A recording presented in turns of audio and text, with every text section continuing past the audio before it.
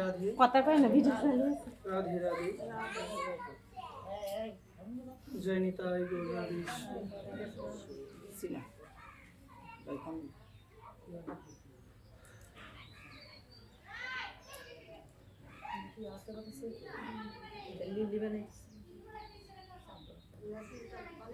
জয় নিতাই গৌর হরি বল। আমরা ভগবানের কথায় প্রবেশ করবো। জয় রাধে। আমরা কেউ কথা না বলি। জয় জয় শ্রী রাধে।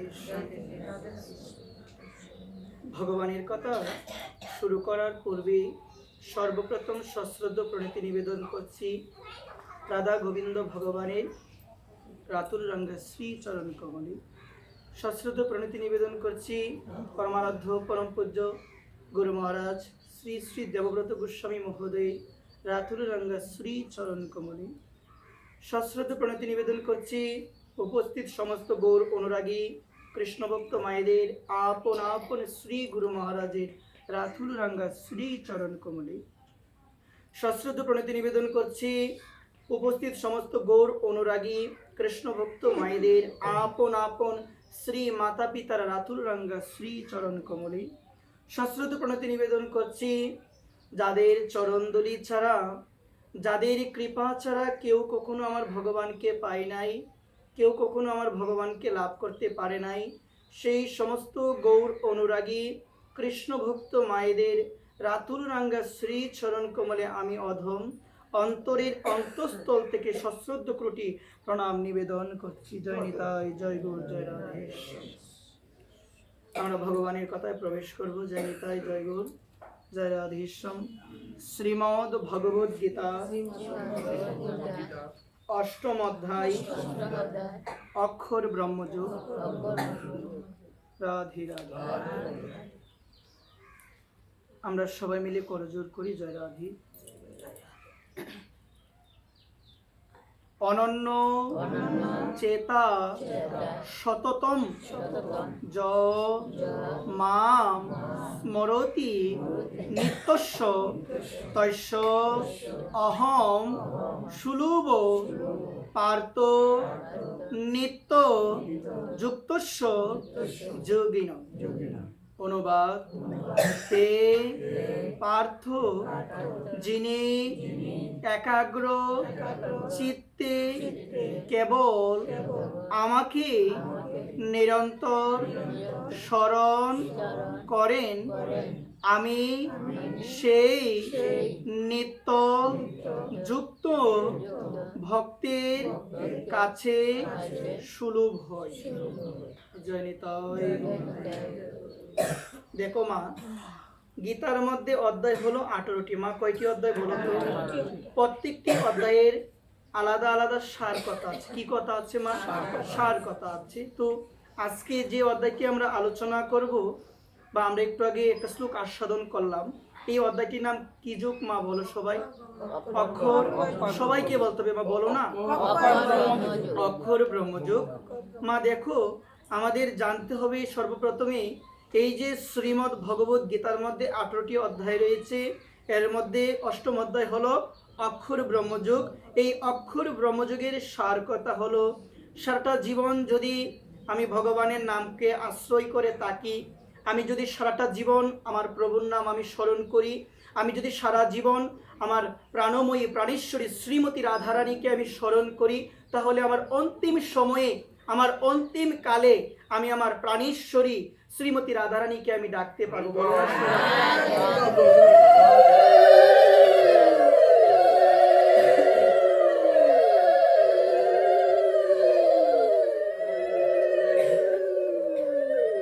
এই কারণে আমি আমার মা এদিকে মনোযোগ, মা এদিকে মনোযোগ। আমি মায়েদের কাছে যে বিষয়টি বলবো, একটু ধ্যান দাও। কথার মধ্যে আমরা 40 মিনিট সময় ভগবানের কথার প্রতি একটু ধ্যান দিব। দেখো মা, গীতার অষ্টম অধ্যায়ে অনাদিরাদি গোবিন্দ ভগবান জানিয়ে দিয়েছেন। কি জানিয়ে দিয়েছেন? যে ব্যক্তি একাগ্র চিত্তে, কি চিত্তে বলো না সবাই? একাগ্র চিত্তে। একাগ্র চিত্ত হলো তোমার মনটা অন্য কোনো দিকে যাবে না। তোমার মনটা অন্য কোনো দিকে যাবে না। তুমি যদি গোবিন্দের নাম করো, তোমার মনটা কোথায় থাকবে? গোবিন্দের নামের প্রতি থাকবে। কিন্তু মা, আমরা দেখতে পেয়েছিলাম অর্জুন আমার অনাদিরাদি গোবিন্দ ভগবান কি বলেছিল? ভগবান, মন তো চঞ্চল, মন চঞ্চল, ওই চঞ্চল মনটাকে কিভাবে বশ করা যায়। যখন অর্জুন অনাদিরাদি গোবিন্দ ভগবানকে প্রশ্ন করেছিল যে আমাদের মন তো চঞ্চল, এই মনকে কিভাবে জয় করা যায়, তখন অনাদির আদি গোবিন্দ ভগবান সর্বকারণের কারণ পরমেশ্বর ভগবান শ্রীকৃষ্ণ অর্জুনের প্রশ্নের প্রতি উত্তরে ভগবান বলেছিল, অর্জুন তুমি যে বলেছ মন চঞ্চল, এই মনকে এত সহজে দমন করা যায় না, তোমার কথাটা সত্যি, কিন্তু এই চঞ্চল মনকে জয় করা যায়, এই চঞ্চল মনকে দমন করা যায় যদি তোমার মধ্যে সেই পরিমাণ অভ্যাস থাকে, যদি তোমার মধ্যে সেই পরিমাণ বৈরাগ্য থাকে। এই অভ্যাস এবং বৈরাগ্যের মাধ্যমে তুমি তোমার অচঞ্চল মনকে জয় করতে পারবে। এই কারণে আমি বলছি কি, দেখবে মা, আমরা ভগবানের কথা শুনতে এসেছি, শুনতে আসার পরেও শাস্ত্র বলছেন মনটা তো তোমার নাও থাকতে পারে। আমরা ভগবানের নাম জপ করছি জপমালার মধ্যে, তো আমি তো মুখে বলছি হরে কৃষ্ণ কৃষ্ণ কৃষ্ণ হরে হরে, হরে রাম রাম রাম হরে হরে, কিন্তু মনটা তো আমার নাও থাকতে পারে। দেখবে মা, অনেক সময় আমাদের মধ্যে এরকম একটা তাগিদ আসে, যখন আমরা জপমালায় জপ করি তো আমরা অনেক সময় দেখবেন অন্য আজে বাজে বিষয়ে আমরা চিন্তা করছি। আমি মালা জপ করছি, আমি আমার মার বিষয়ে চিন্তা করছি, আমি মালা জপ করছি, আমি অনেক সংসারের আজে বাজে অনিত্য বিষয়ে আমি চিন্তা করছি। কিন্তু শাস্ত্র বলছেন তুমি যখন জপ করবে, তুমি যখন মালার মধ্যে জপ করবে, তোমার মনটা কোথায় থাকবে বলো না মা? কোথায় থাকবে?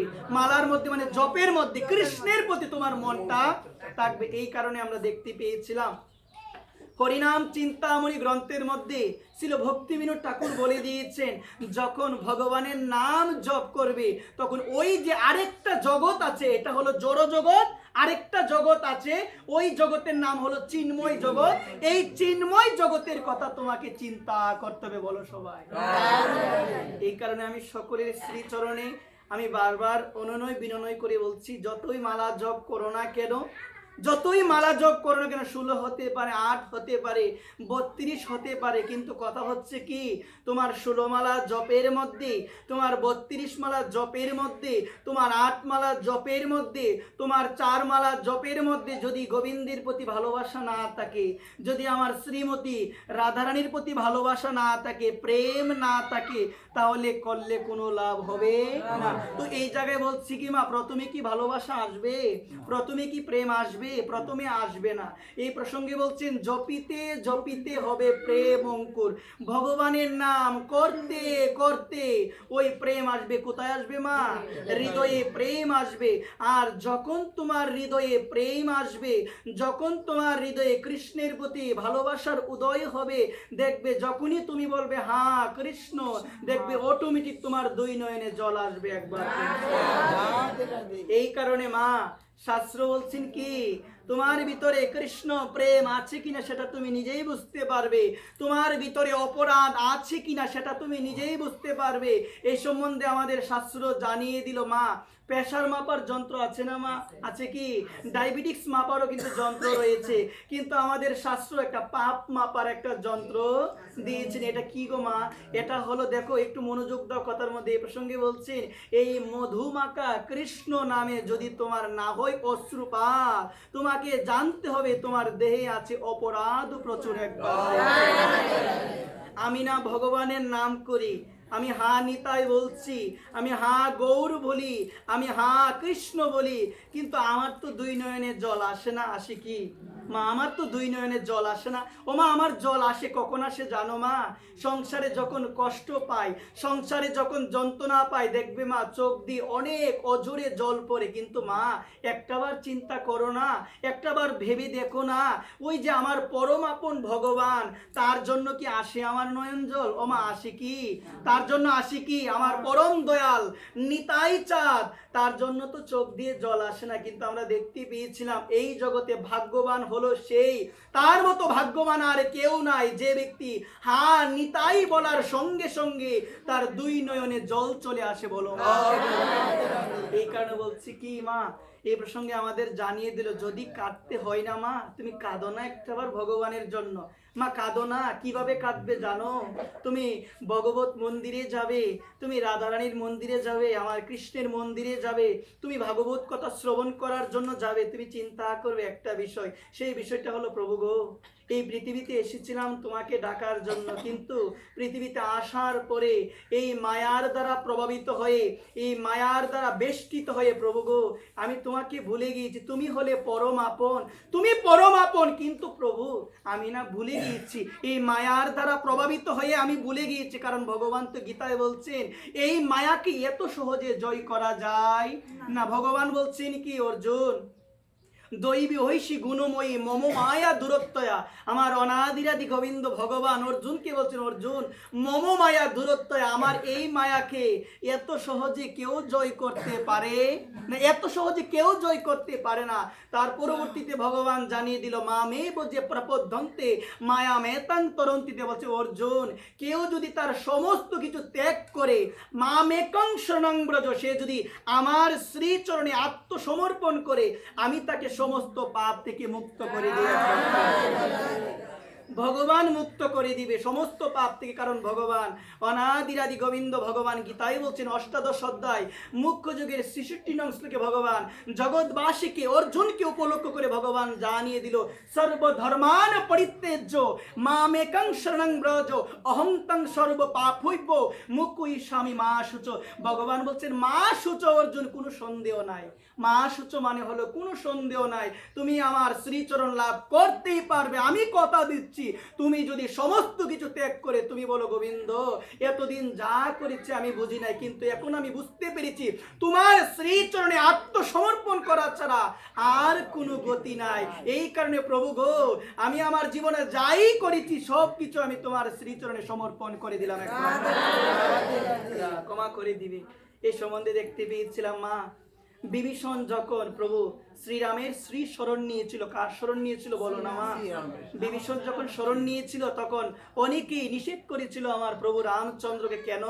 কারণ বিভীষণ হলো তার শত্রু, রাবণের ভাই, ছোট ভাই।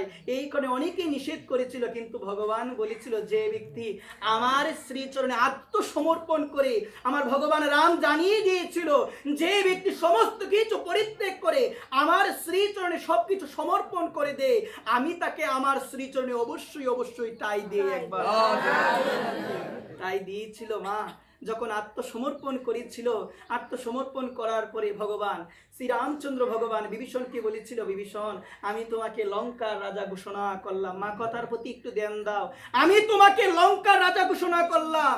এই কথা বলার পরে তখন বলেছিল প্রভুকে, প্রভুর আরেকজন ভক্ত বলেছিল, প্রভু, বিভীষণ তোমার শ্রীচরণে আত্মসমর্পণ করেছে, তুমি ঘোষণা করে দিলে যে বিভীষণকে, যে বিভীষণ হবে লঙ্কার রাজা, তুমি ঘোষণা করে দিলে লঙ্কার রাজা হবে। কিন্তু প্রভু, আমার না মনের মধ্যে একটা প্রশ্ন জেগেছে, এখন যদি রাবণ তার ভুল বুঝতে পেরে, এখন যদি রাবণ সে জীবনে ভুল করেছে, ওইটা যদি বুঝতে পেরে সে যদি তোমার শ্রীচরণে শরণ নেই, তাহলে তুমি কি করবে? কারণ বিভীষণকে তুমি লঙ্কার রাজা ঘোষণা করে দিয়েছো। এখন যদি রাবণ তার সমস্ত ভুল, সমস্ত কর্মকাণ্ড ভুল হয়েছে, এগুলো বুঝতে পেরে যদি সে তোমার চরণে আত্মসমর্পণ করে শরণাগত হয়, তুমি তাকে কি করবে? তখন আমার ভগবান রামচন্দ্র ভগবান তার ভক্তের প্রশ্নের প্রতি উত্তরে তিনি বলে দিয়েছিল, যদি এইরকম হয়, যদি রাবণ আমার কাছে আত্মসমর্পণ করে, আমি রাবণকে অযোধ্যার রাজা ঘোষণা করে দিব,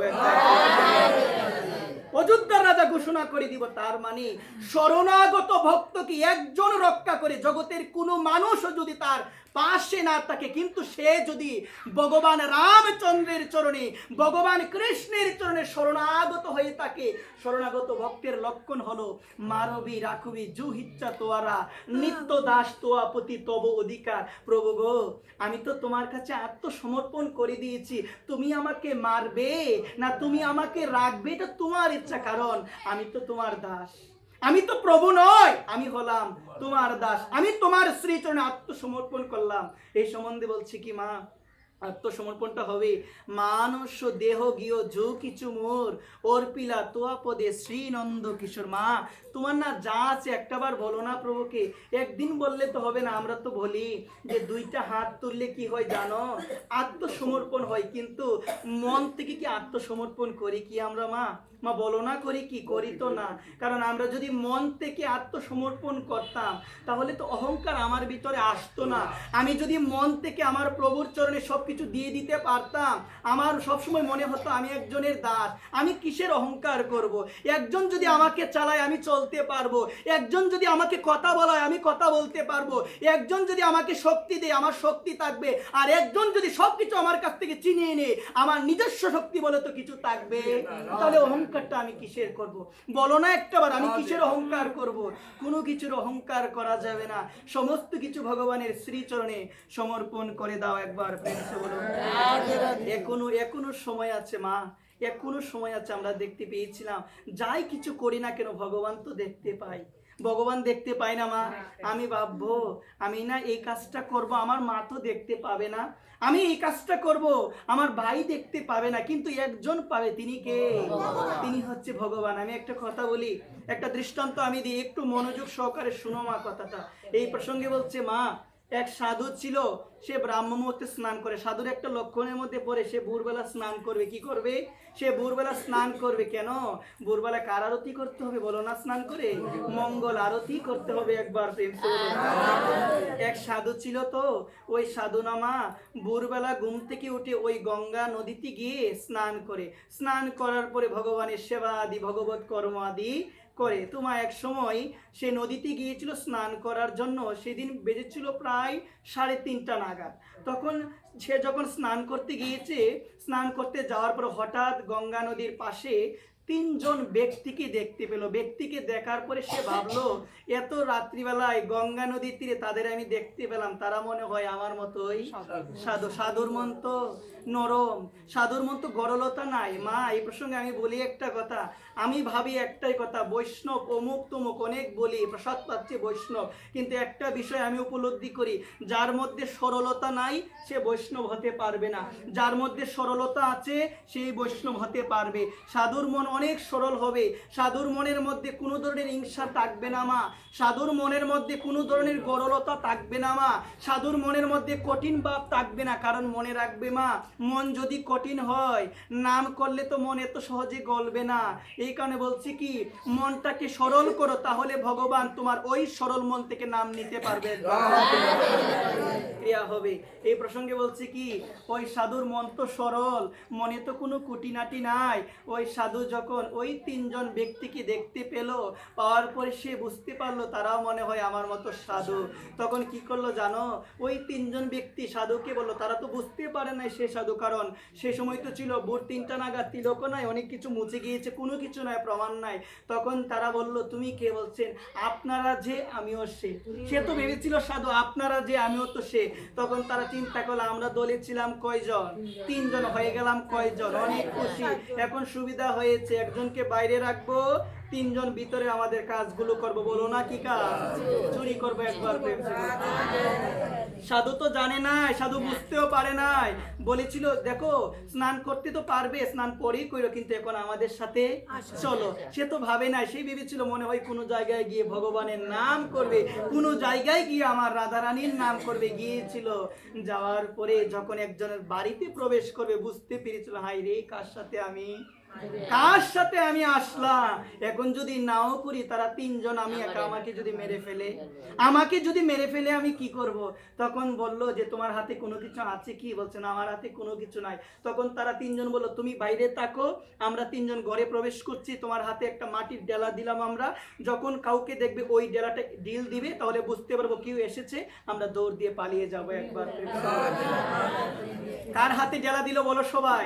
সাধুর হাতে ডেলা দিয়ে 3 তিনজন গেল, তিনজন চোর গেল না তিনজন সাধু গেল? চোর গেল। কোথায় গেল? চুরি করার জন্য। বাড়ির মধ্যে প্রবেশ করেছে। প্রবেশ করার পরে অনেক সময় হয়ে গিয়েছে, প্রায় 30 মিনিট হয়ে গিয়েছে। তখন ওই সাধু সে চিন্তা করলো, তারা তো আমাকে বলেছিল যদি কাউকে দেখতে পায় তাহলে কি করব, ঢিল দেওয়ার জন্য। কিন্তু একজন তো সবকিছু দেখছে, কোনো মানুষ তো নাই, একজন তো দেখছে। ওই কথা চিন্তা করে ঢিল মারলো। ঢিল মারার পর তারাও তাদের সবকিছু রেখে পালিয়ে গেল। ওই সাধু দূর দিয়ে পালিয়ে গেল। একবার কিছুদিন পরে, লক্ষ্য রাখো এই জায়গায়, কিছুদিন পরে ওই সাধুর সাথে দেখা হয়েছে। দেখা হওয়ার পর বলছে, কি গো তুমি সেদিন কাকে দেখেছিলে? কোনো মন্ত্রীকে দেখেছিলে না কোনো মানুষকে দেখেছিলে? বলছে আমি তো কাউকে দেখতে পাই নাই। বলছে আমি কাউকে দেখি নাই, দেখতে পাই না। তাহলে তুমি ঢিল কেন মারলে? তারা রেগে গিয়েছে। বলছে তাহলে ঢিল কেন মারলে? তাহলে ঢিল কেন দিলে? আমরা তো বলেছিলাম কাউকে দেখতে পেলে কি মারতে হবে, ঢিল মারতে হবে। তাহলে তুমি যদি কাউকে দেখতে নাই পাও তাহলে তুমি ঢিলটা কেন মেরেছো? তখন সে বলল, দেখো আমি না একটা জিনিস ভেবেছিলাম, জগতের মানুষ যদি কোনো কিছু নাও দেখে, তোমরা চুরি করছো, কেউ যদি নাও দেখে, রাজা যদি নাও দেখে, মন্ত্রী যদি নাও দেখে, সাধারণ মানুষ যদি নাও দেখে, আমি চিন্তা করলাম আমার প্রভু তো সব কিছু দেখছে, আমার প্রভু তো সব কিছু দেখে, আমার প্রভুকে তো কোনো কিছু লুকিয়ে করা যায় না, তিনি অন্তর্যামী, তিনি সব কিছু জানেন, তিনি সব কিছু দেখেন। তাহলে আপনারা তো বলেছিলেন যদি কেউ দেখতে পায় আমাকে ঢিল মারার জন্য, তো আমি ভাবলাম আমার ভগবান দেখছে, এই কারণে আমি ঢিল মেরেছি একবার। কথাটা শোনার পরে তিনজন চোর অবাক হয়ে গিয়েছে। সত্যি তো জীবনে কোনোদিন তো এটা ভাবি নাই, জীবনে কোনোদিন তো এটা চিন্তাও করি নাই যে একজন আছে যিনি সবকিছু দেখতে পায়, একজন আছে যাকে লুকিয়ে কোনো কিছু করা যায় না, একজন আছে যার অগোচরে কোনো কিছু করা যায় না, তিনি সব কিছু তিনি দেখছেন। তাহলে আমরা তো কোনোদিন সাধুর মতো করে ভাবি নাই। তখন সাধুকে বলল যে আপনি কে, আপনার পরিচয়টা দিন। বলছেন আমি হলাম ভগবানের একজন দাস, আমি হলাম ভগবানের দাস, আমি ভগবানকে ডাকি, আমি ভগবানকে স্মরণ করি, আমি ভগবানকে সর্বদা ভগবানের নামে আমি মগ্ন থাকি। তারা তখন চিন্তা করলো আমাদের জীবনে এতদিন আমরা যা করেছি সবকিছু আমাদের বিফলে গেল, একটা জিনিস আমাদের সঠিক কর্ম হয় নাই। সাধুর শ্রীচরণে পড়ে গিয়েছেন, বলছেন আমাদের ভুল হয়ে গিয়েছে, আপনি আমাদের ক্ষমা করে দেন। বলো না মা, ক্ষমা। সাধুর চরণে পড়ে গিয়েছে। সাধু বলছে, দেখো সাধু কি বলছে একটু ধ্যান দাও। এই জায়গায় বলছে কি, সাধু বলছে দেখো তোমরা তোমাদের ভুলটা বুঝতে পেরেছো, এটাই তো আসল জিনিস। কারণ এই জগতের মধ্যে যে ব্যক্তি তার ভুল বুঝতে পারে তাকে আমার রাধারানী ক্ষমা করে দিই।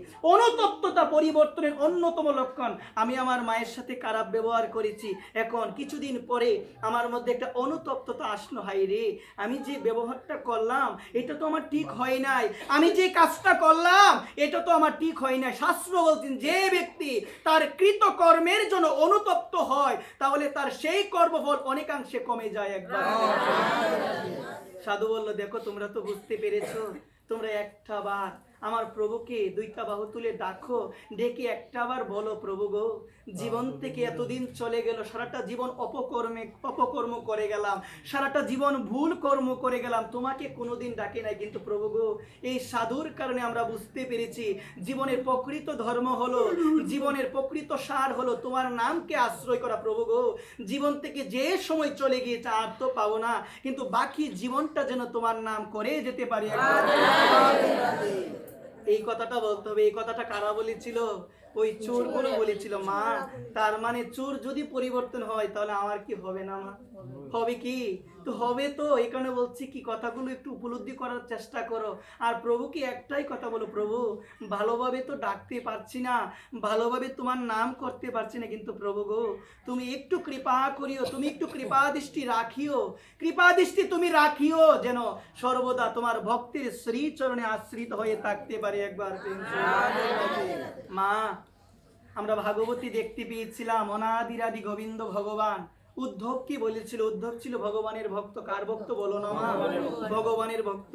আমার ভগবান মা অনাদিরাদি গোবিন্দ উদ্ধবকে বলেছিল, উদ্ধব আমার পূজা থেকে আমার ভক্তির পূজা অনেক বড়, কেউ যদি আমার ভক্তির পূজা করে, আমার ভক্তির সেবা করে, আমি অত্যাধিক বেশি সন্তুষ্ট হই। একবার আমার সেবা করলেও আমি এতটা সন্তুষ্ট হই না, কেউ যদি আমার ভক্তির সেবা করে।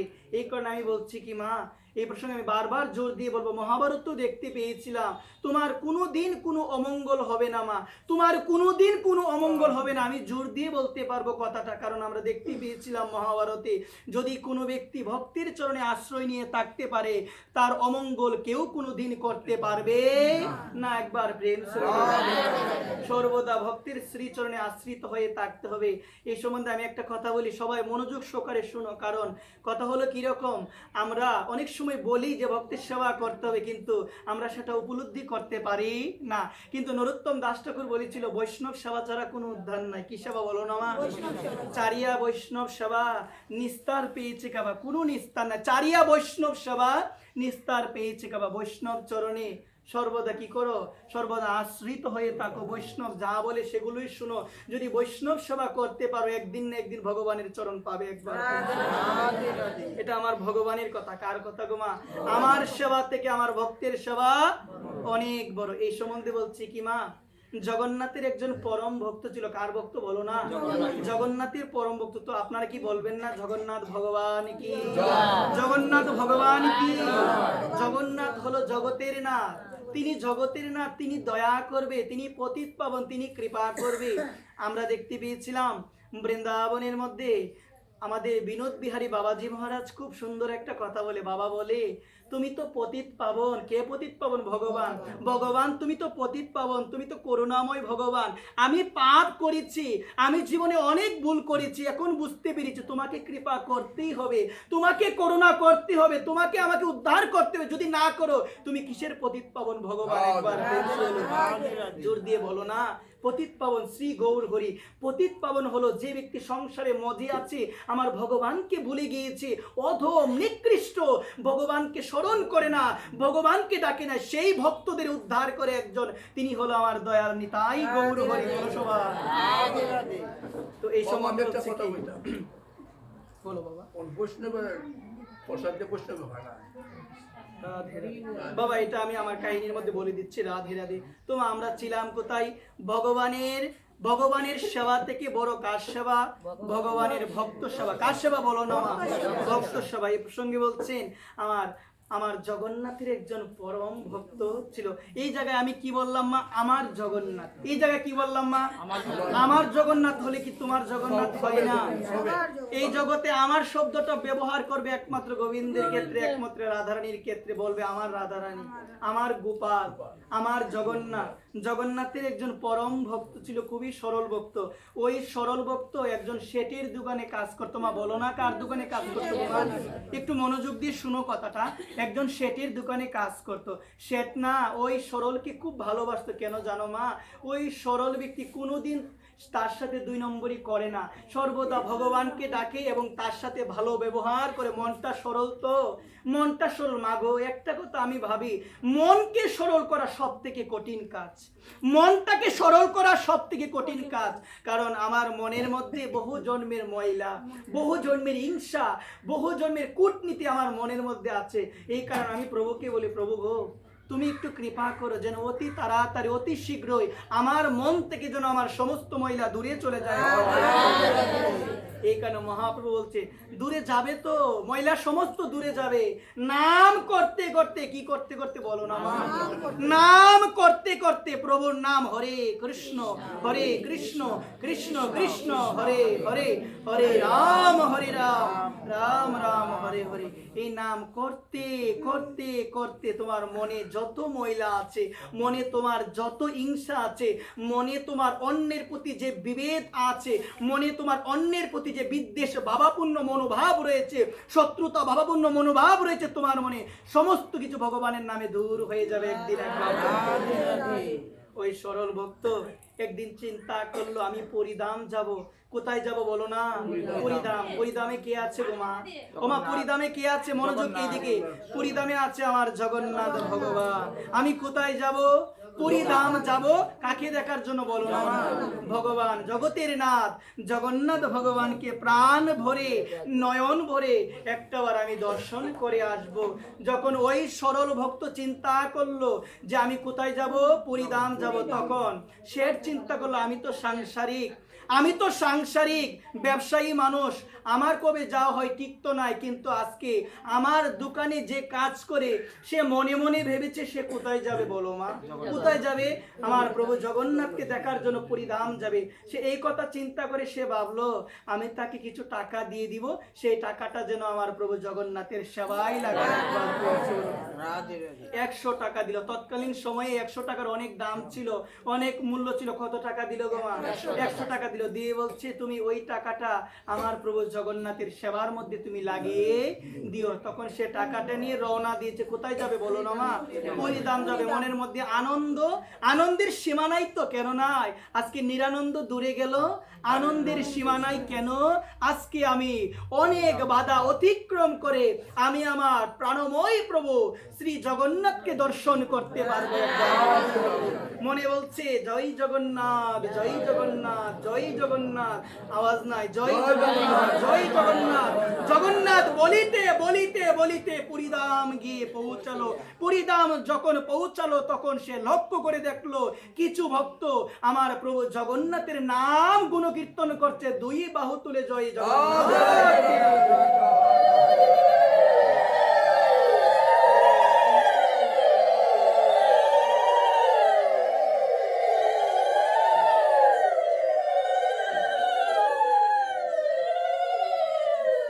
জগন্নাথের নাম গুণকীর্তন করছে ওই সরল ভক্ত।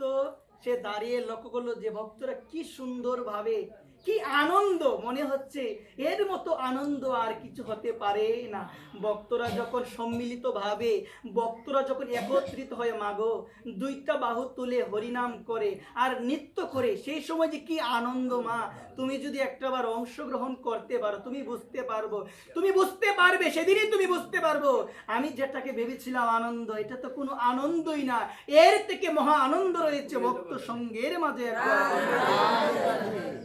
সে লক্ষ্য করে দেখলো ভক্তরা জগন্নাথের নাম গুণকীর্তন করতে করতে তারা প্রায় কিছুটা ক্লান্ত হয়ে গিয়েছে। তখন সে চিন্তা করলো আমার মালিক তো আমাকে 100টা টাকা দিয়েছিল, কত টাকা বলো না মা? আমি যদি সেই টাকাটা একটু তাদের সেবাতে লাগাতে পারতাম, কিন্তু আমার মালিক বলে দিয়েছিল 100 টাকা যেন আমি জগন্নাথের সেবায় লাগাই। সে চিন্তা করলো যাই হোক, কি আর করবো, আমার কাছে তো নাই, আমার মালিক আমাকে দিয়েছিল, 100 টাকা জগন্নাথের সেবায় লাগানোর জন্য। এখন আমি লক্ষ্য করে দেখলাম ভক্তরা প্রভু জগন্নাথের নাম গুণকীর্তন করতে করতে তারা একটু ক্লান্ত হয়ে গিয়েছে, এখন সেই টাকাটা যদি আমি তাদের সেবায় লাগাতে পারি বলো না মা? সেই চিন্তা করে 98 টাকা ওই ভক্তদের সেবায় লাগালো। কত টাকা বলো মা? লাগালো। আর কয়টা টাকা ছিল মা? 2 টাকা ছিল। সে চিন্তা করলো 2টা টাকা আমি জগন্নাথকে দিয়ে দিব। কাকে দিয়ে দিব? 2টা টাকা আমি জগন্নাথকে দিয়ে দিব। আর যখন আমি ফিরে যাওয়ার পরে আমার মালিক যখন আমাকে জিজ্ঞাসা করবে দিয়েছিলে কিনা, আমি বলবো দিয়েছি। সে তো আর বলবে না কাকে দিয়েছো, একবার প্রেম সে হলো, সে তো আর বলবে না এইভাবে জগন্নাথকে 100 টাকা দিয়েছো কিনা, সে তো বলবে দিয়েছো কি না। এই চিন্তা করে 2টা টাকা কাকে দিল বলো না? কাকে দিল? জগন্নাথকে দিল। আর মনের আনন্দে প্রাণ ভরে নয়ন ভরে তাকিয়ে আছে কার দিকে বলো মা? এই সম্বন্ধে বলছে কি, একটাবার যদি অন্তরের দৃষ্টি দিয়ে, একটাবার যদি আন্তরিক দৃষ্টি দিয়ে, একটাবার যদি মনের চক্ষু দিয়ে আমার প্রভুর দিকে আমি তাকাতে পারি। আর তো তাকাতে মন চাইবে না সংসারে, মন চাইবে কি মা? মা তাকাও না মা, মন্দিরে যাও আর বেরিয়ে আসো, একটাবার এইভাবে তাকিয়ে দেখো না, কত সুন্দর মনোহর রূপ, কত সুন্দর রূপ, কত সুন্দর মাধুরীপূর্ণ রূপ। এই রূপটার প্রতি না তাকিয়ে আমি তাকালাম ওই মায়ার সংসারে, যে সংসারে তাকানোর কারণে পুনরূপী জনমম পুনরূপী জননী জঠরে শয়নম। কি বলছে? পুনরূপী জনমম পুনরূপী মরণম, বারবার ওই মৃত্যুর সংসারে আসছি এবং যাচ্ছি, এই আসা যাওয়া বন্ধ হচ্ছে না কেন? তাকাতে পারলাম না তার দিকে, তাকালাম মায়ার দিকে, যার কারণে মাগো আমার আসা যাওয়া তো বন্ধ হচ্ছে না। এখানে বলছে কি, পুনরূপী জনমম পুনরূপী মরণম জননী জঠরে শয়নম, আসা যাওয়া বন্ধ হচ্ছে না। বন্ধ হবে মা, মা আমি বলছি বন্ধ হবে কখন হবে? যদি একটা বার প্রাণ ভরে আন্তরিক দৃষ্টি দিয়ে, অন্তরের দৃষ্টি দিয়ে আমার প্রভু জগন্নাথের দিকে একটা বার তাকাতে পারো। আজকে মা সে জগন্নাথের দিকে তাকিয়ে আছে আর বলছে, জগন্নাথকে বলছে আমার মালিক 100 টাকা দিয়েছিল, কিন্তু প্রভু গো বলেছিল তোমার সেবায় লাগানোর জন্য, কিন্তু আমি যখন পুরীধামের উদ্দেশ্যে রওনা দিয়েছি, যখন পুরীধামে এসে পৌঁছেছি, তখন আমি দেখতে পেলাম তোমার ভক্তরা তোমার নাম করে ক্লান্ত হয়ে গিয়েছে। তখন আমি ভাবলাম আমি যদি তাদের একটু সেবা করতে পারতাম, কিন্তু প্রভু আমার কাছে তো সেই পরিমাণ সামর্থ্য ছিল না। আমার শেঠ আমাকে 100 টাকা দিয়েছিল, বলেছিল তোমার সেবায় লাগানোর জন্য, এখন না আমি 98 টাকা তোমার ভক্তদের সেবায় লাগিয়ে দিয়েছি একবার। এবং আমার কাছে অবশিষ্ট 2টা টাকা আছে, আমি 2টা টাকা তোমাকে দিলাম। এই কথা বলে প্রভুর নাম করে মন্দির থেকে বেরিয়ে আসলো। এইদিকে আমার প্রভু জগন্নাথ ওই শেঠকে স্বপ্নে দেখা দিল। কাকে? শেঠকে স্বপ্ন দেখা দিয়ে বলছেন তোর দেওয়া। কাকে দেখা দিল বলো মা সবাই? ওই স্বপ্নে দেখা দিল ওই শেঠকে দেখা দিয়ে বলছেন তোর দেওয়া 100 টাকার মধ্যে 98 টাকা আমি গ্রহণ করেছি, 2 টাকা আমি গ্রহণ করি না। তোর দেওয়া 98 টাকা আমি গ্রহণ করেছি, 100 টাকার মধ্যে 98 টাকা গ্রহণ করেছি, আর 2 টাকা আমি গ্রহণ করি নাই। স্বপ্ন দেখার পরে ঘুম থেকে লাফ দিয়ে উঠেছেন যে আমি আমার সেই সরল ভক্ত আমার দোকানে কাজ করে তাকে পাঠিয়েছিলাম আমি 100 টাকা দিয়ে। কত টাকা দিয়ে? জগন্নাথের সেবায় লাগানোর জন্য। আজকে সে 2 টাকার কি এমন দরকার হয়েছে যে প্রভু স্বপ্নে আমাকে দেখা দিয়ে বলছে তোর দেওয়া 98 টাকায় আমি গ্রহণ করেছি, কিন্তু 2টা টাকা আমি করি নাই গ্রহণ। সে ভাবলো 2 টাকার কি এমন দরকার পড়লো যার কারণে সে 2টা টাকা না দিয়ে 98 টাকা দিয়েছে। 2টা টাকা দিয়ে সে কি এমন করলো? সে চিন্তা করলো সে আসুক বাড়িতে, তাকে আমি জিজ্ঞাসা করব। কিছুদিন পরে পুরীধামে অবস্থান করে প্রভু জগন্নাথকে স্মরণ করে জগন্নাথের নাম গুণকীর্তন করে যখন তার সেই মালিকের দোকানে চলে এসেছিল, মালিক মৃদু মৃদু হেসে তার দিকে তাকিয়ে বলেছিল তুমি কি আমি যে টাকাটা দিয়েছিলাম তুমি কি সবাই লাগিয়েছিল? বলছেন কিভাবে তাকিয়ে আছেন, কি আর বলবে, কি আর বলে? ভক্ত তো মিথ্যা কথা বলে না, কি আর বলে? আমি তো বলি মিথ্যা কথা, আমি কত মিথ্যা কথা বলি, একটাবার আমি চিন্তা করি না যেখানে সত্য আছে সেখানে ভগবান আছে, যেখানে মিথ্যা আছে সেখানে ভগবান থাকতে পারে না। একবার প্রেম সে বলুন। এই কারণে সর্বপ্রথম ভাগবতের মধ্যে বন্দনা করা হয়েছে। ভাগবতের শেষ শ্লোক, ভাগবতের 18,000 শ্লোকের মধ্যে শেষ এবং লাস্ট একদম অন্তিম শ্লোকের মধ্যে বলা হয়েছে একটাই শ্লোক, সত্যং পরং ধীমহি। পরম সত্যকে আমরা ধ্যান করি, সেই পরম সত্য হলো অনাদিরাদি গোবিন্দ ভগবান। যেখানে সত্য আছে সেখানে ধর্ম আছে, যেখানে ধর্ম আছে সেখানে নারায়ণ আছে, যেখানে মিথ্যা আছে সেখানে ধর্ম নাই, আর যেখানে ধর্ম নাই সেখানে আমার ভগবানও নাই। বলো না সবাই? নাই ভগবান। আজকে সে তো আর মিথ্যা কথা বলতে পারবে না, এভাবে তাকিয়ে আছে। তখন সেই শেঠ বলল দেখো তুমি যেদিন গিয়েছিলে ওই পুরীধামে, সেদিনই প্রভু জগন্নাথ আমাকে স্বপ্নে দেখা দিয়েছিল, দিয়ে বলেছিল আমি যে তোমাকে 100 টাকা দিয়েছিলাম, তুমি নাকি এই 100 টাকার মধ্যে 98 টাকা তুমি দিয়েছো তাকে, আর 2টা টাকা নাকি তুমি তাকে দেও না। একবার প্রেম সে বলো, তুমি 100 টাকার মধ্যে 98 টাকা দিয়েছো, 2টা টাকা দেও নাই। তখন সে বলল যে 2টা টাকা দিয়ে কি এমন করেছো যে 2টা টাকা তুমি দিলে না? তখন সে সমস্ত ঘটনা খুলে বলল যে আমি যখন গিয়েছিলাম আমি দেখতে পেয়েছিলাম আমার জগন্নাথের ভক্তগণ কার নাম করছে, জগন্নাথের নাম করতে করতে ক্লান্ত হয়ে গিয়েছিল। তখন আমি কি করেছিলাম জানো? তখন আমি 98 টাকা তাদের সেবায় লাগিয়েছিলাম, আর 2টা টাকা আমার প্রভু জগন্নাথের সেবায় আমি লাগিয়েছিলাম। ওই কথা বলার পরে ওই শেঠ যে কোনোদিন ওই সরলকে প্রণাম করে নাই, কোনোদিন সরলকে প্রণাম করে না, একটাবার আলিঙ্গনও করে নাই, সে চিন্তা করলো ওই ঘটনার মাধ্যমে ভগবান জানিয়ে দিল, আমাকে বুঝিয়ে দিল। কি বুঝিয়ে দিল? ভগবান অত্যাধিক বেশি খুশি হয় যখন ভগবানের সেবার থেকে কেউ যদি ভগবানের ভক্তের সেবা করে। একবার চরণে পড়ে গিয়েছে, বলছে তুমি আমাকে কৃপা করো, আজকে আমি বুঝতে পেরেছি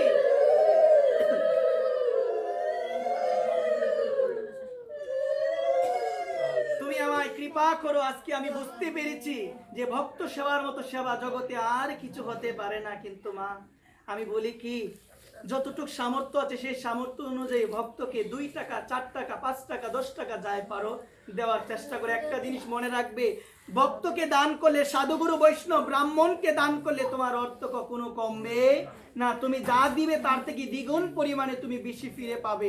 এই কারণে আমি সকলের শ্রীচরণে অনুরোধ করে বলবো, যারা গোবিন্দের সেবা করে, যারা আমার রাধারানীর শ্রীচরণকে আঁকড়ে ধরে আছে, তাদের জন্য কিছু করতে পারলে এটা আমাদের জীবনের ভাগ্য। ভগবান আমাদের প্রতি অত্যাধিক বেশি সন্তুষ্ট হবে। এই কারণে আমি মায়েদের শ্রীচরণে ধরে বলবো, আমার ভগবান অনাদিরাদি গোবিন্দ ভগবান উদ্ধবকে বলেছিল, উদ্ধব আমার সেবার থেকে আমার ভক্তের সেবা অনেক বড়, আমার পূজার থেকে আমার ভক্তের পূজা অনেক বড়। এই কারণে বলছি কি, ভগবানের সেবা করতে হবে, ভগবানকে ডাকতে হবে। আর মা, জীবনে যদি কোনো বাধা আসে, জীবনে যদি কোনো দুঃখ আসে, মা বিচলিত হইও না। জীবনে বাধা আসবে, জীবনে দুঃখ আসবে, তোমার স্বামী মারা গিয়েছে, তোমার ছেলে মারা গিয়েছে। আমি একটা কথা বলি, একটু ধ্যান দাও। আমি কিছুদিন পূর্বে চৌরাগ্য গণ্য পুরুষ অষ্টকম পাঠ করেছিলাম। পাঠ করার পরে আমার মনে হলো কি, ভগবানের সেবা না অনেক কঠিন। যে ব্যক্তি ভগবানের সেবায় নিজেকে নিয়োজিত রেখেছে, ভগবান তাকে অনেক কষ্ট দেয় গো মা। ভগবান তার সবকিছু কেড়ে নেই গো মা। ভগবান তাকে সারাটা জীবন কষ্ট দিবে। তো এই জায়গায় বলছি কি, তাকে ডাকলাম, সে কি কষ্ট দেওয়ার জন্য কি তাকে ডেকেছিলাম? তো চৌরাগ্য গণ্য পুরুষ অষ্টকমে বলছে, তুমি ভগবানকে ডাকলে তোমার ঘর বাড়ি ধন সম্পদ আত্মীয় স্বজন ছেলে মেয়ে সবকিছু তোমার জীবন থেকে ভগবান কেড়ে নিবে। একবার আমি বলি কি, আমি একটা কথা বলি, খুবই মনোযোগ সহকারে শুনো কথাটা। আমার মতো অধম, আমার মতো পাপী, আমি বলবো, প্রভু গো তোমায় আমি ডাকি, কেন এত বাধা আমার জীবন? ও প্রভু, আমি তো তোমায় ডাকি, কেন এত কষ্ট আমার জীবনে? ও প্রভু, আমি তো তোমার নাম নিয়ে আছি, কেন এত আঘাত আসে আমার জীবনে? কেন এত বিপত্তি আসে আমার জীবনে? আমি তো অন্য কিছু করি না, আমি তো কারো মনে কষ্ট দিই না, আমি তো সবসময় তোমাকে ডাকি, তাহলে প্রভু আমার জীবনে কেন এত কষ্ট? বলি না মা? মা বলি কি, সবাই তো বলি মা, একটাবার ভাবো না। এই সম্বন্ধে বলছি কি, একজন ব্যক্তি ছিল, সোনার সংসার, মানে স্বাদের সংসার, যে সংসার ছিল অনেক আনন্দ, ছেলে মেয়ে এবং স্বামীকে নিয়ে অনেক আনন্দ। কিন্তু ওই ভক্তিমতী মা আমার তার মনটা আমার প্রভুকে দিয়ে দিয়েছেন, আমার জগন্নাথ ভগবানকে দিয়ে দিয়েছেন। আমার প্রভুকে বলেছিল, প্রভু গো, ও প্রভু, তোমাকে দেওয়ার মতো তো আমার কিছু নয় প্রভু, তোমাকে দেওয়ার মতো কিছু নাই প্রভু, তোমাকে আমি কি দিব? তোমাকে দেওয়ার মতো কিচ্ছু নাই, কিন্তু প্রভু গো, আমার যা আছে, ছেলে মেয়ে যা আছে, আমি সব কিছু আমি তোমার শ্রীচরণে সমর্পণ করে দিলাম। বলো না মা? আমার প্রভু কি বলছে, দেখো না একটাবার ভেবে, প্রভু দিয়ে দিলাম, কি আর দিব তোমাকে? ও প্রভু, তোমাকে কি আর দিব? আমার যা আছে সবকিছু দিয়ে দিলাম। আমার প্রভু না বলছে, তুই দিয়ে দিয়েছিস সবকিছু, তাহলে তো তোকে একটু পরীক্ষা করতে হবে। মা, ভাবো না একটাবার পরীক্ষাটা কি, ভাবো না একটাবার, চিন্তা করো না প্রভুটা কি। এই যে প্রভু কি রকম দুঃখ দেয়, এই জায়গায় বলছে কি, আমার প্রভুকে যখন বললো, প্রভু গো সব দিয়ে দিলাম তোমাকে, আমার প্রভুকে যখন বললো, জগন্নাথ ভগবান তোমাকে সব দিয়ে দিলাম, আমার ভগবান চিন্তা করলো, সব দিয়ে দিয়েছিস, এখন আমি বুঝাবো আমাকে সব কিছু দিলে কেমন হয়, আমাকে সব কিছু দিলে কেমন হয়, এখন তোকে আমি বুঝাবো। মা, কিছুদিন পরে কি হলো জনমা, তার স্বামীটা মারা গিয়েছে। কে মারা গিয়েছে? স্বামী মারা গিয়েছে। ও মা, স্বামী মারা যাওয়ার পরে একটাবারও প্রভুকে বলে না, এত ডাকি তোমাকে, সারাদিন তোমার নাম করি, তুমি আমার স্বামীকে কেড়ে নিয়েছো? বলে না একটাবার। কারণ বলেছিল তো, প্রভু গো সব তোমার চরণে দিয়ে দিয়েছি। এখন যখন স্বামীকে নিয়ে নিল, ভগবান পরীক্ষা করার জন্য স্বামীকে নিয়ে নিল, কিন্তু একটাবার ভগবানকে বিদ্বেষ করে বলে নাই, একটাবার ভগবানকে কুটুক্তি করে বলে নাই, এত ডাকি আমার স্বামীকে তুমি কেন নিয়ে নিলে? স্বামীকে নিল, দোষারোপ করে নাই, কিন্তু একজনের নামকে আশ্রয় করেই আছে, তিনি হলো জগন্নাথ ভগবান। একবার প্রেম সে বলো। কিছুদিন গেল মা, ও মা চিন্তা করো, কিছুদিন গেল মা, কিছুদিন যাওয়ার পরে মা সন্তানটা না মারা গিয়েছে। মা সন্তান যদি মারা যায় কি কষ্ট হবে ভাবো না মা কষ্ট বড় হৃদয়, কিন্তু দোষারোপ করে না মা, একটা বারও দোষারোপ করে না, কারণ সে তো দিয়ে দিয়েছিল ভগবানের জন্য। তুমি যাই করে, এখন আর কি করব? আমি আমার সন্তান, আমার মন স্বামীকে দিয়ে দিলাম, স্বামীকেও নিয়েছো, সন্তানকে নিয়েছো, যা করার তুমি তাই করো, কিন্তু আমি তোমার নাম কখনো ছাড়বো না। একবার এক কথাই বলে, মা ছেলে মারা গেল, কিন্তু আমার প্রভু জগন্নাথের নাম তোমার সরাই নাই বদন থেকে। সর্বদা কি বলে জানো মা? জয় জগন্নাথ, জয় জগন্নাথ। সর্বদা প্রভুর নাম তার বদনের মধ্যে, নাম ছাড়ে না মা। নাম চারণে সর্বদা অটুট ভাবে, এত কষ্ট, স্বামী মারা গেল, এই তো সাদের সন্তানটা মারা গেল, কিন্তু অটুট, নামের মধ্যে অটুট, নাম সে ত্যাগ করে না। মা জানো কি, কিছুদিন পরে ভগবান চিন্তা করলো, ওর স্বামীকে নিলাম, ওর ছেলেকে নিলাম, তারপরেও আমার নাম ছাড়েন, এখন কাকে নিব? ওর মেয়েটাকেও আমি নিয়ে নিব একবার। কিছুদিন পরে মা মেয়েটাকে নিয়ে নিল। মা ভাবো না, তোমার জীবনে যদি এরকম হয় তুমি কি হবে মা? তুমি তো একদম পাগল হয়ে যাবে। কিসে পাগল? সুখে তুমি পাগল হয়ে যাবে, কিন্তু তোমার এই জ্ঞানটা থাকবে না। এসেছিলাম তাকে ডাকার জন্য, যার যেদিন সময় হবে তাকে ভগবান নিয়ে নিবে, কিন্তু আমি আমার প্রভুর নাম বদন থেকে ছাড়বো না একবার। সে নাম করে মেয়েকে নিল। মা মেয়ের লাশটা পড়ে রয়েছে, জয় জগন্নাথ জয় জগন্নাথ বলছে। প্রতিবেশী সবাই এসেছে, সবাই আসার পরে একটাই কটূক্তি করে, ওর স্বামী মারা গেল, ওর ছেলে মারা গেল, ওর মতো পাষণ্ডী জগতে আর কেউ নাই, ওর মতো পাষণ্ডী কেউ নাই। আবার ও কান্নাও করে না, ও আবার বলে কি জয় জগন্নাথ। ও এত বড় পাষাণ, কিন্তু সে চিন্তা করে যার যেদিন যাওয়ার সময় হয় তাকে তো আর ধরে রাখা যায় না। আমি কেন কষ্ট পেয়ে আমার প্রভুর নামটা আমার বদন থেকে আমি দূরে সরাবো? বলো না মা, কেন সরাবো? সবাই চলে গেল।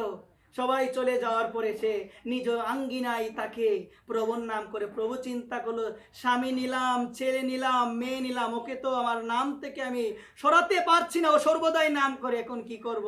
ওই গড়টাও আমাকে ওই গড়টাও নিতে হবে। মা যখন গিয়েছিল ভিক্ষা করার জন্য, কি করার জন্য মা? ভিক্ষা করার জন্য যখন গিয়েছিল, তখন কি হলো জানো? তার ঘরের মধ্যে ভগবান কোনো না কোনো মাধ্যমে আগুন লাগিয়ে দিয়েছিল। ফিরে এসে দেখে যেটা ছিল শেষ সম্বল, আজকে শেষ সম্বলটাও নাই। কোথায় থাকবো? একটা বার ভাবে নাই কোথায় থাকবো, ভাবে নাই। বলছে জয় জগন্নাথ, সব তোমার ইচ্ছা। ছেলে নিয়েছো, স্বামী নিয়েছো, সবাইকে তুমি নিয়ে যাচ্ছ, গড়টাও নিয়ে গেছো, কিন্তু প্রভুকে যাই করো না কেন, এই নাম তো আমি ছাড়বো না। করো না যা কিছু, কষ্ট দাও না আমাকে। বলেছিল না হরিদাস কি বলেছিল মা? হরিদাস কি বলেছিল মা? কণ্ড কণ্ড হয় দেহ, আমার প্রাণ যদি যাই চলে, ছাড়বো না, এই নাম ছাড়বো না। মা আমাকে যদি একটু আঘাত করে, আজকে দেশের এত খারাপ পরিস্থিতি মা, অনেকেই বলে তিলক দিও না। আজকেও গিয়েছিলাম, বাবা শুনেছে একটা কথা, দেখো মা আমি কি বলি জানো মা, আমি ভাবি মা যদি মেরে ফেলুক না মা, সবকিছু তো ভগবানের কাছে উৎসর্গ করে দেওয়া হয়েছে মা, কথার প্রতি একটু ধ্যান দাও। এই জায়গায় চিন্তা করি মা, এত মারলো হরিদাস ঠাকুরকে, আর আমার মায়ের জীবনে এত কষ্টটা কেন? মনটা দিয়েছিল জগন্নাথকে, এই কারণে এত কষ্ট। একটাবার তো দোষারোপ করে নাই বাবা। ও মা করেছি কি একটাবার দোষারোপ? একটাবারও দোষারোপ করে নাই। ডাকছে কাকে জানো? জয় জগন্নাথ, সব তোমারই ইচ্ছা। একবার প্রেম সে বলুন, সব তোমার ইচ্ছা জগন্নাথ, সব তোমার ইচ্ছা জগন্নাথ, সব তোমার ইচ্ছা। ঘর নিয়ে নিল, জগন্নাথের নাম করছে। এখন থাকবে কোথায়? মহিলা মানুষ থাকবে কোথায় গো মা? পথে ঘাটে ঘুরে বেড়ায়, আর বদনের মধ্যে একজনের নাম অবিরাম চলতে থাকে, বদনের মধ্যে একজনের নাম অবিরাম থাকে। তিনি হলো আমার প্রভু, তিনি হলো আমার অন্তর্যামী ভগবান, পতিত পাবন জগন্নাথ ভগবান। বলো সবাই সর্বদা জগন্নাথকে ডাকে। আমার মা জগন্নাথকে ডাকে, সর্বদা জগন্নাথকে স্মরণ করে। মা আস্তে আস্তে বৃদ্ধ হলো। মা এমনও দিন যায়, পাই না কিছু, মাদুকুরি করতে যাই তো পাই না কিছু। কার ইচ্ছা এটা? ভগবান বলে খাবার দিব না, এবার দেখি দোষারোপ করে কি না, এবার দেখি আমার নাম চারে কিনা।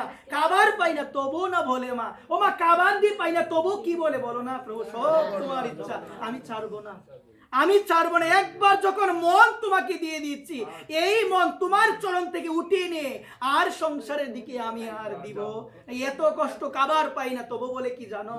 জগন্নাথ সব তোমার ইচ্ছা। বলো মা, জগন্নাথ সব তোমার ইচ্ছা। বারবার বলে জগন্নাথ সব তোমার ইচ্ছা। মা বৃদ্ধ হয়েছে, অচল হয়ে গিয়েছে, লাঠি ভর করে চলে, এত কষ্ট জগন্নাথকে ডাকে। তো রথযাত্রা অনুষ্ঠানে এসেছো তো, মা চিন্তা করলো একটাবার যদি রথে থাকা জগন্নাথকে দেখতে, একটাবার যদি রথে থাকা জগন্নাথকে দেখতে পারতাম, অভিলাষ হয়েছে। এখন চিন্তা করলো এত ভিড়ের মধ্যে আমার মতো বৃদ্ধ, আমার মতো বুড়ি, আমি কি তাকে দেখতে পারবো? আমার মতো বুড়ি আমি কি দেখতে পারবো?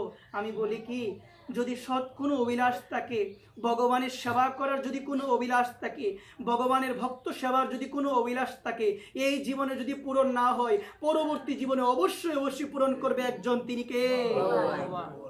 অভিলাষ রাখো না, রাধারানী ভালোভাবে করতে পারছি না সেবা, রাধারানী করতে পারছি না, ও রাধারানী তোমাকে ভালোভাবে ডাকতে পারছি না, একদিন না একদিন হবে তো। ওই অভিলাষটা রাখো না। আমার মায়ের অভিলাষ হয়েছে, এত কষ্ট মা, বলে তো নাই জগন্নাথ এত কষ্ট দিয়েছো, কেন তোমায় আমি দেখব, বলে নাই। বলছে কি প্রভু, বৃদ্ধ হয়ে গেলাম, যদি একটা বার রথে থাকা অবস্থায় তোমাকে আমি দেখতে পারতাম, পর মুহূর্তে আবার না ভেবেছে আমার মতো বৃদ্ধ এত বীর হয়, এত বীর হয়, আমি কি তাকে দেখতে পারবো, আমি কি পারবো তাকে দেখতে? তখন সে চিন্তা করলো, যদি মানুষের বাড়িতে বড় বড় তালা রয়েছে বিল্ডিং, ওই বিল্ডিং এ যদি উঠতে পারতাম, তাহলে তো বিল্ডিং এর উপরে উঠে ওই নিচে থাকা রথে থাকা অবস্থায় নিচে সেই জগন্নাথকে আমি দেখতে পারতাম, বলো না? আবার ভাবলো, আমি কি এত সিঁড়ি বেয়ে উপরে উঠতে পারবো যদি পরে যাই? সে ভাবলো পরে গেলেও পরে যাব, কিন্তু জগন্নাথকে দেখেই আমি ছাড়বো। কি প্রেম ভাবা মা, দেখো না কি প্রেম, এত কষ্ট দিল, এত আঘাত দিল, ভগবান আসে। ভগবান ভাবলো আমি আর পারলাম না, এত চেষ্টা করলাম, দেখি না একটা বার নাম চারে, কিন্তু একটা বারও তো চারে নাই, বৃদ্ধ হয়ে গিয়েছে, মারা যাবে। সে ভাবছে কি একটা বার আমাকে দেখার জন্য, আবার এটাও ভাবছে কি করে দেখবো এত বীর। তারপরে আবার চিন্তা করলো, যদি বিল্ডিং এর 10 তলা বিল্ডিং 9 তলা বিল্ডিং এর উপরে উঠতে পারে, যদি দেখতে পারতাম, কি অভিলাষ। আবার এটাও ভাবছে পরে গেলে পরে যাব, তবু দেখে ছাড়বো আমার প্রাণনাথ ভগবানকে একবার।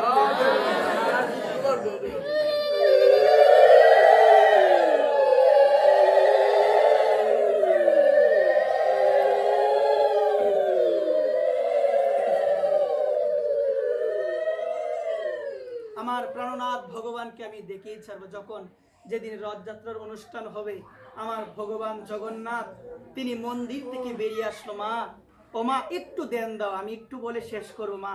এই জায়গায় বলছি কি তত্ত্ব কথায়, আমার ভগবান রথযাত্রার সময় মন্দির থেকে বেরিয়ে আসে কেন মা? আমি যদি তোমাদের বলি, তোমাদের সন্তান হিসেবে আমি যদি বলি, ও মা বলো না তোমরা তো সবাই যেন রথযাত্রা অনুষ্ঠান হয়, এই রথের সময় আমার ভগবান জগন্নাথ তার ভ্রাতা বলরাম, তার বোন সুভদ্রা মহারানীর সঙ্গে কেন তিনি বেরিয়ে আসে গো মা? কেন বেরিয়ে আসে? এই জায়গায় তত্ত্ব কথাই হচ্ছে, যে ব্যক্তি কোনোদিন মন্দিরে যায় নাই, যে ভক্ত কোনোদিন মন্দিরে যায় নাই, যে ব্যক্তি কোনোদিন মন্দিরে যায় নাই, কোনোদিন ভগবান জগন্নাথকে দর্শন করে নাই, আমার ভগবান চিন্তা করলো আমাকে না দেখলে কি হবে, আমি ভগবান স্বয়ং রাজপথে নেমে যাব সেই ভক্তকে দেখা করার জন্য। তত্ত্ব কথা বলছে।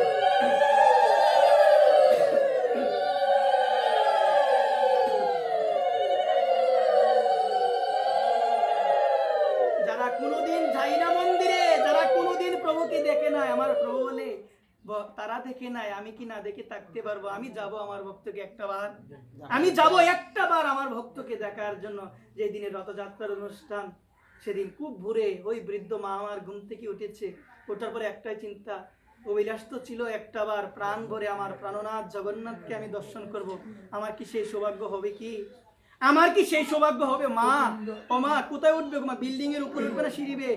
উঠেছো মা, উঠার পরে দেখছি এত বীর উপরে, দেখার তো সুযোগ না, আমাকে কেউ কি জায়গা দিবে? কেউ কি দিবে জায়গা?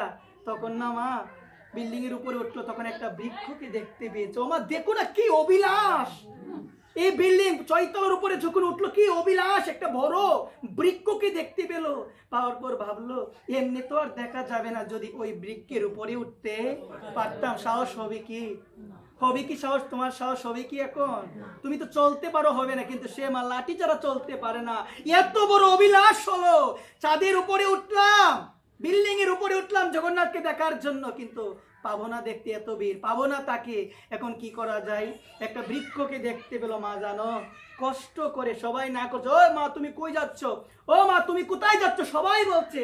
সে বলছে আমার সন্তানকে একটাবার দেখার জন্য যাচ্ছে, একবার আমার সন্তানকে একটাবার দেখার জন্য যাচ্ছে। বলছে তোমার সন্তান কে? বলছে আমার সন্তান হলো যে এখন বের হবে মন্দির থেকে, যে এখন মন্দির থেকে বের হয়ে রাত পথে নেমে আসবে, আমার জগন্নাথই হলো আমার সন্তান। সবাই হাসাহাসি করে, সবাই হাসাহাসি করে এই কথা শুনে, কিন্তু সে কারো কথায় কান দেয় না। সে কি করলো জানো? সে এই গাছে, মা দেখো না, ভাবো না একটা কি মার্মিক কথা, কত বড় মার্মিক কথা, ওই গাছের মধ্যে উঠে যাচ্ছে, একটাবার ভাবে না যদি পড়ে যায় জীবন শেষ। একটাবার ভাবে নাই, একটাবার চিন্তা করে নাই, মনে একটাই চিন্তা, দেখতে হবে আমার প্রাণনাথ জগন্নাথ আমার সন্তানকে একটাবার দেখতে হবে। গাছের মধ্যে উঠেছে মাগো, ওঠার পরে দেখতে পেল নিচ থেকে যেন কে তাকে ধরে রেখেছে। গাছে উঠলো, চিন্তা করে না একটাবার যদি পড়ে যায়, পড়ে গেল তো কি হবে বলো না মা, আমার মৃত্যু হবে না, চিন্তা করে না। ওঠার পরে প্রাণ ভরে তাকালো, তাকিয়ে যখনই তাকালো তখন দেখতে পাচ্ছে নিচ থেকে কে যেন তাকে ধরে রেখেছে। মা বলো না কে গো, মা বলো না কে গো, আমার জগন্নাথ ধরে রেখেছে। জগন্নাথ ধরে রেখে আজকে আমার ভগবান কাঁদছে। কে কান্না করছে বলো একটাবার? ভগবান বলছে কি জানো, ভগবান বলছে এত চেষ্টা করলাম, এত চেষ্টা করলাম, তোর স্বামীকে নিয়ে নিলাম, তোর স্বামীকে নিয়ে নিলাম মা, দেখো না, তোর স্বামীকে নিয়ে নিলাম, তারপরে নিলাম তোর সন্তানকে, তারপরে নিলাম তোর মেয়েকে, তারপরে তোর ঘরটা নিয়ে নিলাম, তারপরে একের পর একে তোকে দুঃখ দিলাম, তারপরও নামটা চাললি না। এত ভালোবাসিস আমাকে মা, এত ভালোবাসিস আমাকে, তোর ভালোবাসার ঋণ আমি কিভাবে দিব মা, তোর ভালোবাসার ঋণ আমি কিভাবে দিব মা? আমি তো ভালোবাসি সংসারকে, ভালোবাসি না মা। ও মা, সংসার কি আমার ভালোবাসার জন্য ঋণী হয় আমার কাছে মা? ঋণী হয় কি মা? আজকে ভগবান কেঁদে কেঁদে বলছে, তুই মা আমাকে এত ভালোবাসিস, তুই মা এত কষ্ট দিলাম মা, লাঠি ছাড়া চলতে পারিস না, ওই গাছের মধ্যে উঠে গিয়েছিস মা, একটাবার আমাকে দেখার জন্য এত ভালোবাসা মা তোর, আমি কি করে তোর ঋণ শোধ করবো মা, আমি কি করে শোধ করবো? আজকে যখন আমার ভগবান না মা, আমার ভগবান যখন এই কথা বলছে, আমার মা কান্না করতে করতে বলছে, প্রভু গো, জন্মটা তো পেয়েছি তোমাকে ডাকার জন্য, তোমাকে যদি না ডাকতে পারি জন্ম তো বৃথা। এই কারণে প্রভু বাধা এসেছে, কষ্ট এসেছে, কিন্তু আমি আমার বদন থেকে তোমার নামটা আমি দূরে সরাই না। বলো সবাই, আমি সরাই নাই নামটা, আমি সরাই নাই। আজকে জগন্নাথ ভগবান এই কথা শুনে মা, জানো মা, ভগবানের দুই নয়ন দিয়ে টপ টপ করে জল পড়ছে। ভগবান বলছে, মা তুই আমাকে এত ভালোবাসিস মারে, আমি ঋণী হয়ে গেলাম, আমি তোর ঋণ কি করে শোধ করব? ভগবান কি করলো মা, ভক্তের মাথায় হাত দিয়ে আজকে ক্রন্দন করছে, ক্রন্দন করে করে বলছে, মা তোর মতো ভক্ত পাওয়া ভাগ্যের ব্যাপার মা, আমাকে এত ভালোবাসা, এত ভালোবাসা, আমি তো ঋণী হয়ে গেলাম। তদ্রুপ বলেছিল না গোপীদের, গোপী এত ভালোবাসো আমায়, এত ভালোবাসো। ওই গোপীরা তো এসেছিল কলিযুগে, এসেছে গো মা 64 মহন্ত রূপে, ওই গোপীরাই কিন্তু এসেছে, আমরা লাগাই না। গোপীরা বলেছিল প্রভুকে, প্রভু গো তুমি নারী খুলে জন্ম দিয়েছো, সবসময় তোমার কাছে যেতেও পারি না, সংসারের জন্য সবসময় যেতে পারি না, মনটা চায়, মনটা কাঁদে তোমার কাছে যাওয়ার জন্য, যেতে পারি না। প্রভু বলেছিল আগত কলিযুগে যখন আমি শ্রীকৃষ্ণ চৈতন্য গৌরাঙ্গ মহাপ্রভু রূপে যাব, তোমরা সমস্ত গোপীরা তোমরা যাবে আমার পার্শ্বদ, ওই 64 মহন্ত হয়ে একবার প্রেম, তখন আর কোনো বাধা থাকবে না, আমিও পুরুষ তোমরাও পুরুষ, কোনো বাধা নাই, তোমাদের সাথে আমার সর্বদা মিলন হবে। বলো না মা কিসের মিলন? ও মা কিসের মিলন বলো না? নামের মিলন। এই কারণে মা দেওয়ার মতো কিছু নাই, একটু মনরূপী পুষ্পটা প্রভুকে দিয়ে দিই না, পুষ্প দাও না, দেই না মা পুষ্প। আমরা এই কথাটা বলে শেষ করছি। মা আমার ভগবানকে আমরা পুষ্প দিই, এই যে পুষ্পের কি ভাগ্য মা, যে পুষ্প একবার গোবিন্দের চরণে লেগে যায় তার উদ্ধার হয়ে যায়। পুষ্পর উদ্ধার হয়ে গেল, কিন্তু আমার মতো পাপী আমার দেহ পুষ্পটাকে আমি তাকে দিতে পারি না মা, আমার দেহ পুষ্পটা তাকে আমি দিতে পারি না, আমি মা দেই না। এই জায়গায় বলছি কি, এই যে আমার অনাদিরাদি গোবিন্দ ভগবান, তার গলার মধ্যে না একটা মালা আছে, ওই মালাটার নাম হলো বৈজয়ন্তী ফুলের মালা। বলো না মা কিসের মালা? বৈজয়ন্তী ফুলের মালা। ভগবানের গলার মধ্যে আছে অনাদির আদি গোবিন্দ সর্বকারণের কারণ, ঈশ্বর পরম কৃষ্ণ সচ্চিদানন্দ বিগ্রহ, অনাদির আদি গোবিন্দ সর্বকারণের কারণ। ওই ভগবানের গলায় একটা মালা, যে মালার নাম হলো বৈজয়ন্তী। সবাইকে বলতে হবে মা, বলো সবাই, ও মা বলো না, বৈজয়ন্তী ফুলের মালা। এই মালার মধ্যে বৈশিষ্ট্য হলো কিরকম, এই মালাটা ভগবানের গলদেশ থেকে জানু পর্যন্ত থাকতো। মা বলো তো, গলদেশ থেকে মানে গলা থেকে জানু পর্যন্ত থাকতো। মা জানো এই মালাগুলো কে? এই বৈজয়ন্তী ফুল, পাঁচটা ফুল দিয়ে ওই মালাটা গাঁথা হয়। কয়টা ফুল বলো সবাই? 5টা ফুল। এই 5টা ফুল কে জানো? এই সময় আমি বলছি আমাদের অনাদিরাদি গোবিন্দ ভগবান যখন এই গোলক ধাম নিত্য গোলক থেকে যখন এই গোলকে আসবে, মানে নববৃন্দাবনে যখন আসবে, তখন সবাই ভগবানকে বলেছিল, প্রভু তুমি চলে যাবে, কি করে থাকবো তোমাকে ছাড়া, তুমি আমাদের নিয়ে চলো। প্রভু তুমি চলে যাবে, কি করে থাকবো তোমাকে ছাড়া। ভক্ত তো ভগবানকে ছাড়া থাকতে পারে না মা, একটা দিনও ভগবানের ভক্ত ভগবানের নাম ছাড়া থাকে না। সবসময় বলো না মা, কার নাম করে? সবসময় ভগবানের নাম করে মা। আমরা তো এসেছি ভবে তাকে ডাকার জন্য, কিন্তু একটাবার ভেবে দেখো না, একটাবার বিবেককে প্রশ্ন করে দেখো না, তাকে কি সেভাবে ডাকতে পারছি কি মা? তাকে সেভাবে মনটা দিতে পেরেছি কি? পারছি তো না। এখনো সময় আছে, যতটুক সময় আছে বলো না প্রভুকে, ও প্রভু বাকি জীবনটা যেন তোমার নাম করে যেতে পারে, আর কিছু চাই না, একবার আর কিচ্ছু চাই না, আর কিচ্ছু চাই না, বলো না একটাবার। আমরা দেখতে পেয়েছিলাম যখন অনাদি আদি গোবিন্দ ভগবান ওই নিত্য বৃন্দাবন থেকে নববৃন্দাবনে আসবে দাপুর যুগে লীলাবিলাস করার জন্য, তখন সবাই গিয়েছিল, দেব দেবী থেকে শুরু করে ভূমি দেবী সবাই, কীর্তি অপ তেজ মরুদ্ভূম সবাই গিয়েছিল। তখন ভগবান বলেছিল, সর্বপ্রথম এই ভূমি দেবী গিয়েছিল। কে গিয়েছিল গো মা? ভূমি প্রার্থনা করেছিল ভগবানের কাছে, তপস্যা করেছিল আমার ভগবান অনাদি আদি গোবিন্দ। ভূমি মানে ধরণী দেবীকে বলেছিল, মা তুমি কি চাও? বলছে, প্রভু তুমি চলে যাবে, তোমায় ছাড়া কিভাবে থাকবো। বলছে, তাহলে মা তুমি কি চাও? তখন ভূমি দেবী বলল, প্রভু গো তোমার বক্ষের মধ্যে, তোমার বুকের মধ্যে যেন সবসময় আমি থাকতে পারি, তোমার বুকে যেন সবসময় থাকতে পারি, তোমার বুক থেকে যেন আমি কখনো দূরে সরে না যাই। তখন আমার প্রভু অনাদি আদি গোবিন্দ বলেছিল, ভূমি মা তোমাকে আমি আশীর্বাদ করে বলছি, তোমার এই ভূমির একটা অংশ থেকে শিউলি ফুলের জন্ম হবে, এবং এই শিউলি ফুল দিয়ে মালা আমার গাঁথা হবে, এবং তুমি আমার বক্ষে থাকবে, একবার এই কারণে মা শিউলি ফুল ভূমির মধ্যে পড়লেও কিন্তু অসুচি হয় না, সবাই দেওয়া যায়। মা কথার প্রতি ধ্যান দাও। ওই শিউলি গাছের জন্মটা কোথা থেকে হলো? ভূমি দেবীর একটা অংশ থেকে। কার আশীর্বাদ বলো না? কার আশীর্বাদ? ভগবানের আশীর্বাদ। তারপরে কি আসলো? কীর্তি অপ তেজ মরুদ্ভূম। অপ মানে হলো জল, জল আসলো, বায়ু জল আসলো, জল আসার পরে কে আসলো গো মা? জল দেবতা এসে প্রভুকে বলছে, প্রভু তুমি চলে যাচ্ছ, কি করে থাকবো? ও প্রভু কি করে থাকবো? তখন ভগবান অনাদিরাদি গোবিন্দ জল দেবতাকে বলেছিল, তাহলে তুমি কি চাও বলো, তুমি কি চাও? বলছেন, প্রভু গো আমিও যেন তোমার বুকের মধ্যে থাকতে, আমিও যেন থাকতে পারি। ভগবান তখন আশীর্বাদ করে বলেছিল, তোমার থেকে, তোমার একটা অংশ থেকে তৈরি হবে পদ্ম ফুল, এই পদ্ম ফুল আমার বুকের মধ্যে সর্বদা থাকবে, একবার। ভগবান দামোদরের কিন্তু অতি প্রিয়, ভগবান দামোদরের অতি প্রিয় ফুল হলো কি ফুল? পদ্ম ফুল। ওই পদ্ম ফুলটাকে জল দেবতার একটা অংশ থেকে তৈরি হয়েছিল। আশীর্বাদ দিয়েছিল কে বলো না সবাই? ভগবান দিয়েছিল। তারপরে কীর্তি অপ তেজ মানে অগ্নি দেবতা আসলো। অগ্নি দেবতা তার মনের প্রার্থনা, তার মনের প্রার্থনা কাকে জানালো বলো না মা? ভগবানকে জানালো। আশীর্বাদ করেছিল, তোমার একটা অংশ থেকে গুঞ্জ ফুল হবে, এবং সেই ফুলটা আমার কোথায় থাকবে? বুকের মধ্যে সর্বদা থাকবে। কীর্তি গেল, অপ গেল, তেজ গেল, তারপর হলো মরুত মানে বায়ু। বায়ু দেবতাও প্রার্থনা করেছে, বলছে তুমি কি চাও? বলছেন, আমরা 5 জন, একজনকে ছাড়া কেউ থাকতে পারি না, তারা 3 জন আপনার বুকে জায়গা পেয়েছে, আমিও যেন আপনার বুকে জায়গা পাই, একবার পেয়েছি। তারপরে বলছে, তোমাকে বায়ু দেবতা, তোমাকে আমি আশীর্বাদ করে বলছি, তোমার একটা অংশ থেকে মালতী ফুলের জন্ম হবে, এবং এই ফুলটা আমার অত্যাধিক বেশি প্রিয় হবে। কি ফুল বলো না সবাই? মালতী ফুল। তারপরে কি আসলো? কীর্তি অপ তেজ মরুদ্ভূম মানে আকাশ।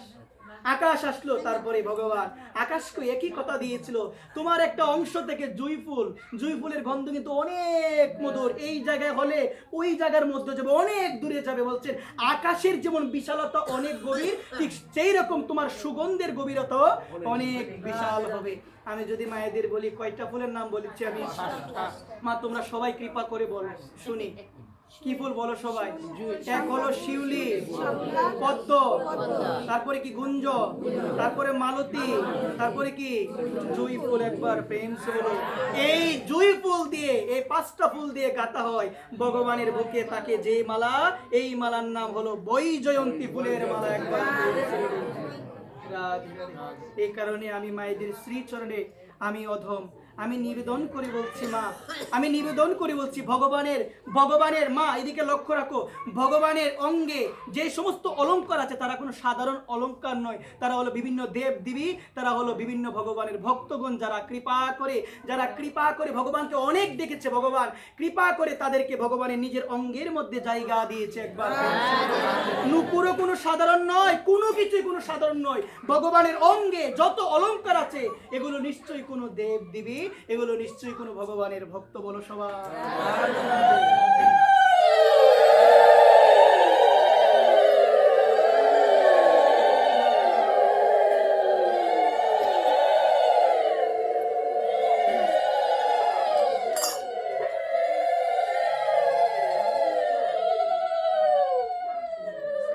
রাধে রাধে।